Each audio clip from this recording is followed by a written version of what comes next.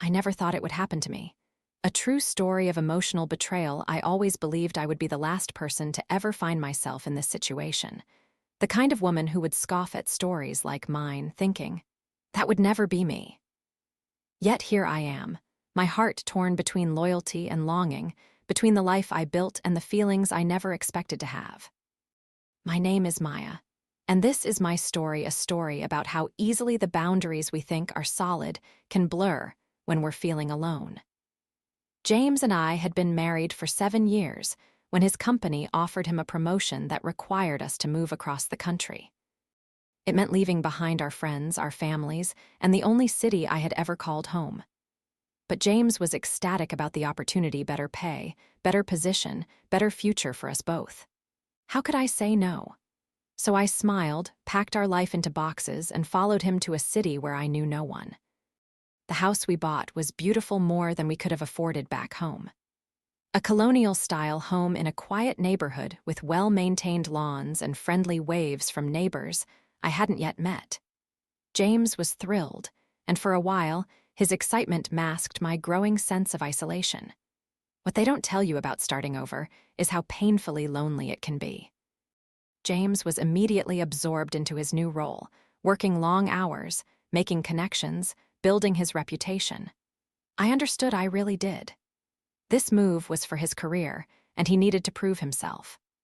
But understanding doesn't keep you warm at night when you're lying in a king-sized bed alone, staring at the ceiling of a house that doesn't yet feel like home. I tried to build a life for myself.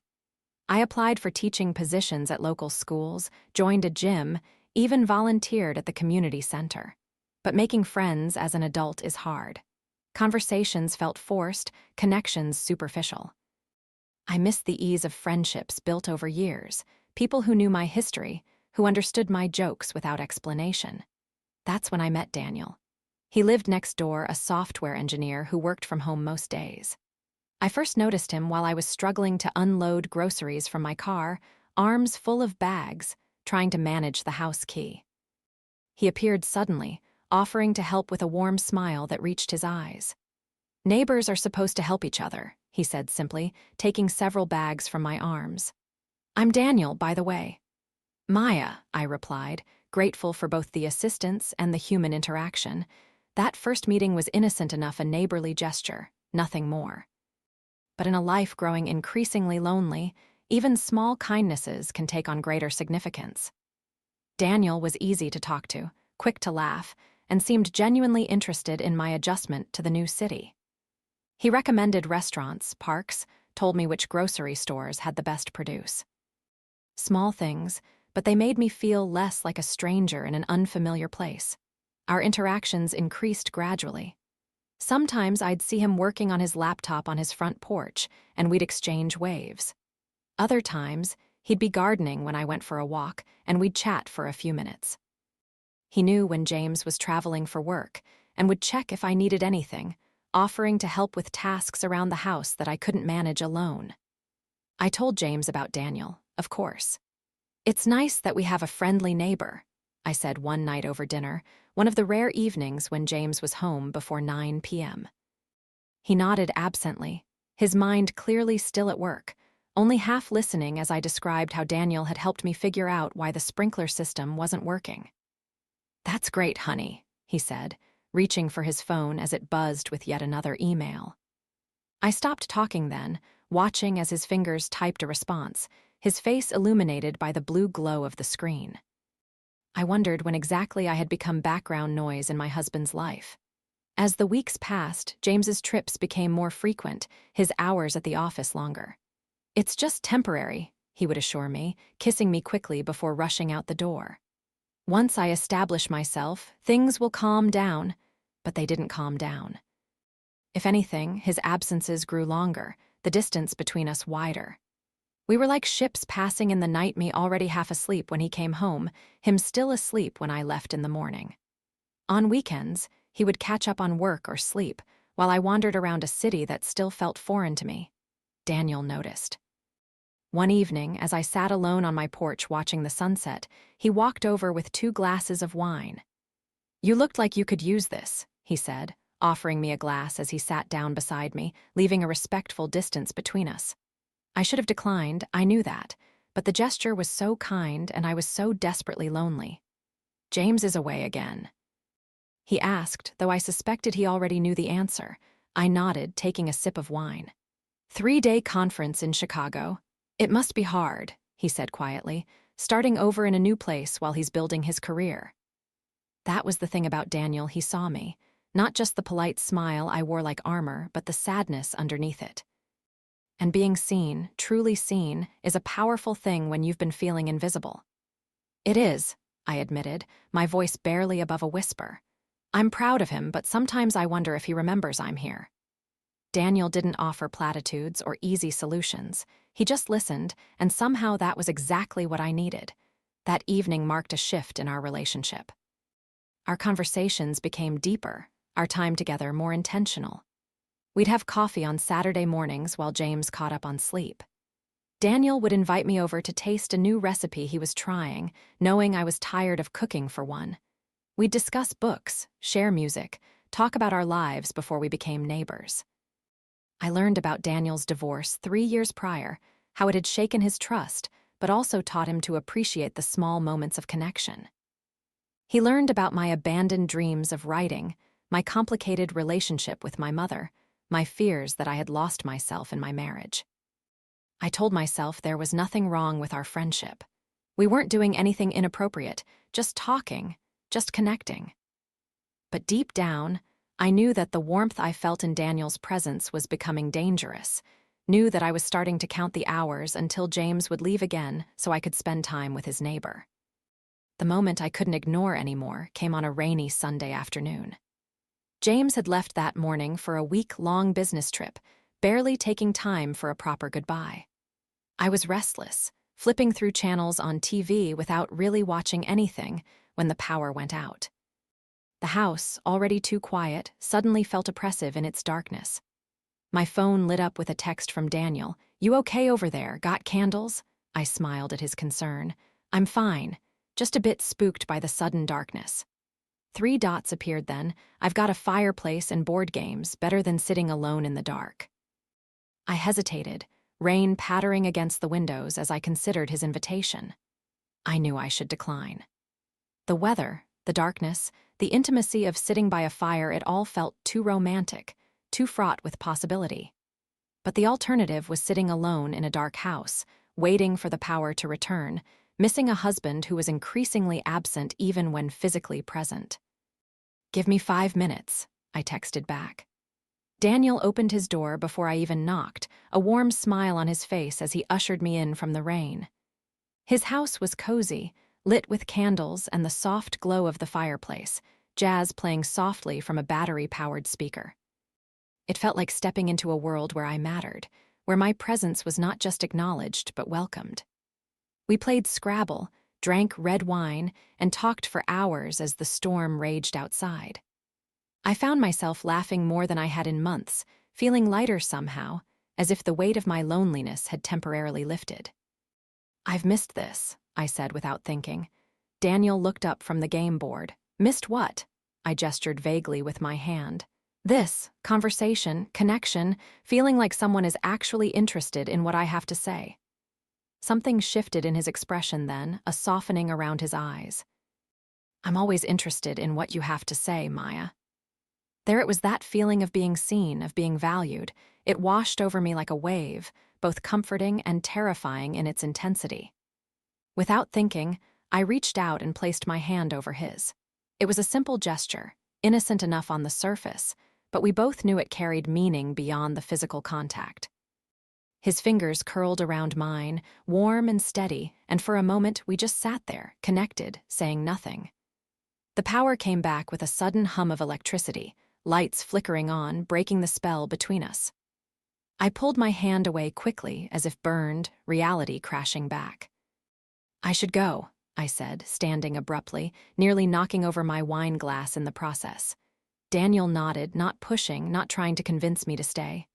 "Of course. Thank you for coming over." As I walked the short distance back to my empty house, rain soaking through my sweater, I felt the weight of what had just happened. Nothing had really occurred, no kiss, no declarations, no crossing of unmistakable lines. And yet everything had changed. I had admitted, perhaps not in words but in actions, that I was developing feelings for my neighbor. Feelings that had no place in the life of a married woman. I slept poorly that night, tossing and turning, replaying the moment my hand touched Daniel's, wondering what would have happened if the power hadn't returned when it did. Would I have leaned in closer? Would he? The possibilities terrified me. The next morning, I woke to a text from James. Conference going well. Miss you. 3 words that should have warmed my heart, but instead filled me with guilt. I typed back, miss you too, and wondered if it was still true. Over the next few days, I tried to create distance between Daniel and myself. I left the house early, returned late, kept my curtains drawn. I was hiding, not just from him, but from my own feelings, from the reality of what was happening to my marriage. But avoidance is rarely a solution, especially when living next door to the person you're avoiding. 4 days into my self-imposed isolation, there was a knock at my door. I knew it was Daniel before I even opened it. He stood on my porch, concern etched across his face. Are you okay? I've been worried. I wanted to lie, to say I was fine, to maintain the wall I was trying to build between us. But the genuine concern in his eyes broke something in me. No, I admitted, my voice cracking. I'm not okay. He nodded, not surprised. Can we talk about it? I stepped back, letting him in, knowing it was probably a mistake, but too emotionally exhausted to keep up the pretense. We sat at the kitchen table, a safe, neutral space, though nowhere felt truly safe anymore. I'm afraid, I said finally, looking down at my hands. I'm afraid of what I'm feeling. For you. There it was, the truth I had been avoiding, now spoken aloud, impossible to take back. Daniel was quiet for a long moment. I care about you, Maya, more than I should, but I also respect your marriage. What marriage? The words came out bitter, surprising even me with their intensity. James is barely here, and even when he is, he's not really present. I feel like I'm married to a ghost. Have you told him how you feel? I shook my head.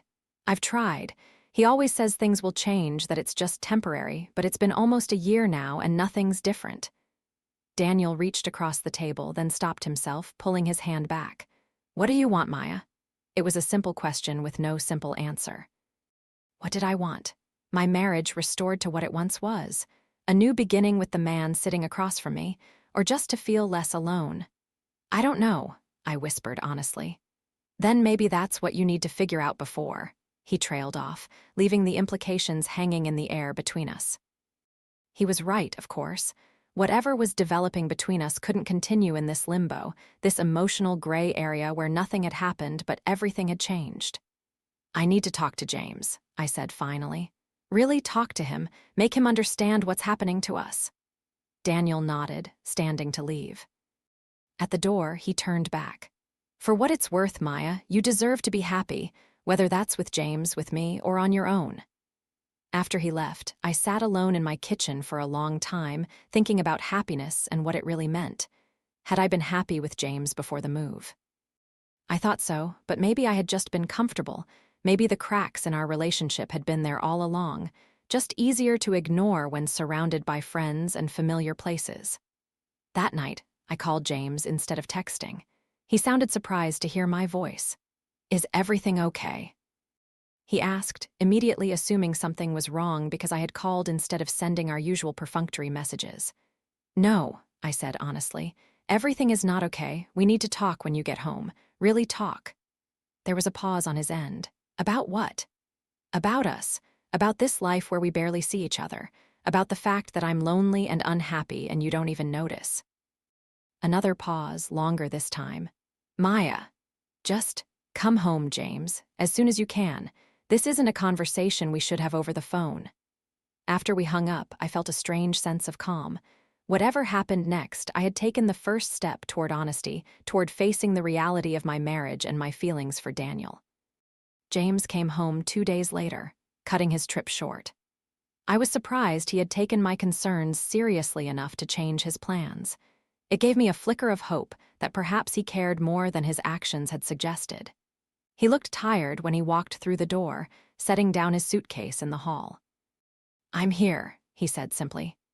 We sat in the living room, the space between us on the couch feeling like miles. Where to begin? How to explain the loneliness, the growing distance, the dangerous feelings for the man next door?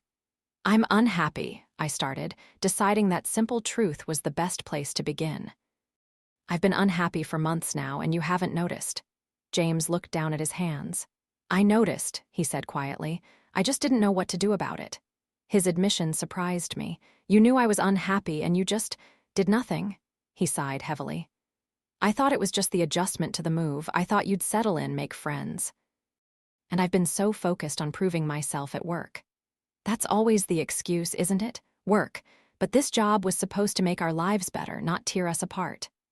"I know," he said, and I was surprised to see tears in his eyes. James rarely cried. "I got caught up in it all, the promotion, the prestige, the feeling of finally being recognized for my work. But I never meant to leave you behind, Maya." I wanted to be angry with him, to blame him entirely for the state of our marriage, for the feelings I had developed for Daniel, but the truth was more complicated. "I've been drawn to someone else," I said, the words hanging in the air between us like smoke. James went very still. "Who?" "Daniel, our neighbor." I watched his face carefully, seeing the hurt bloom in his eyes, hating myself for causing it, but knowing honesty was our only hope. "Have you?" He couldn't finish the question. "No," I said quickly. "Nothing physical has happened. But there are feelings there, feelings I shouldn't have as your wife, and I think they developed because I've been so desperately lonely." James was quiet for a long time, processing. Then he asked, "Do you want to be with him?" It was the question I had been asking myself for weeks. "I don't know," I answered honestly. "What I know is that I can't continue like this, feeling invisible in my own marriage, finding connection elsewhere." "So what are you saying? You want a divorce?" I shook my head. "I'm saying I want my husband back. I want us to try to fix what's broken before it's too late. But if we can't, if you can't make space in your life for our marriage, then yes, maybe we should consider ending it." The bluntness of my words seemed to hit James hard. He ran a hand through his hair, a gesture I recognized from our early days together when he was stressed or overwhelmed. "I don't want to lose you," he said finally, his voice breaking. "I love you, Maya. I know I haven't shown it well lately, but I do." For the first time in months, I believed him. Not because the words were new he had said, "I love you" plenty of times, usually rushed as he headed out the door, but because I could see the fear in his eyes, the realization that he was on the verge of losing something precious. "Then fight for us," I said simply. "Make changes, real ones. Because words aren't enough anymore." We talked late into the night, laying bare all the hurts and disappointments, the unmet needs and growing resentments. It was painful but necessary, like lancing a wound to let the poison out. James agreed to cut back his hours, to limit his travel, to attend couples therapy. I agreed to be patient, to communicate more openly about my needs, to give our marriage a real chance before making any decisions about Daniel. The next morning, I saw Daniel in his yard as I collected the mail. He looked up, a question in his eyes. I walked over, knowing I owed him an explanation. "James came home," I said. "We talked, really talked, maybe for the first time in years." Daniel nodded slowly. And we're going to try to fix our marriage. I owe us that much after 7 years together." I could see the disappointment in his eyes, though he tried to hide it. "I understand," he said, and I believed he did. Daniel wasn't the kind of man who would want to build happiness on the ruins of someone else's relationship. "I care about you," I said, needing him to know that my feelings hadn't been trivial or merely born of loneliness. "In another life, another time," he smiled sadly. "In another life," he echoed. "But we only get this one." We both knew what had to happen next. Daniel and I needed distance, needed to step back from the emotional intimacy we had built. It wouldn't be easy, living next door to someone who had seen parts of my soul I usually kept hidden, someone who might have been more if circumstances were different. But it was necessary if I was going to give my marriage a genuine chance. It's been 6 months since that conversation. James has kept his promises, working fewer hours, being more present, attending therapy with me every week. Our marriage isn't perfect. There are still moments of disconnect, still hurts that haven't fully healed. But we're trying, really trying, and I've remembered why I fell in love with him in the first place. As for Daniel, he put his house up for sale 3 months ago. He said it was a career opportunity in another state, but we both knew the truth. Living next door to each other, seeing each other daily while trying to maintain distance, was too difficult, too painful. I watched from my window as the moving truck pulled away, feeling a complicated mix of sadness and relief. Sometimes I wonder what might have happened if I had made a different choice, if I had walked away from my marriage and toward Daniel instead. Would I be happier? Would the connection we felt have sustained itself in a real relationship without the forbidden element that made it so intense? I'll never know. And perhaps that's for the best. What I do know is that love, real, enduring love, isn't just about feeling seen or understood. It's also about commitment, about choosing each other even when it's difficult, about rebuilding when things fall apart. James and I are rebuilding now, brick by brick, conversation by conversation. I don't know if we'll succeed in the long run, but I'm learning that there are no guarantees in love, no perfect choices, just imperfect people doing their best to connect in an often lonely world. The house next door has new owners now, a young couple with a baby on the way. I brought them cookies to welcome them to the neighborhood, and James came with me, his hand warm in mine. As we walked back to our house, I realized something important. Home isn't just a place, it's a feeling. And slowly, carefully, I'm finding my way back home.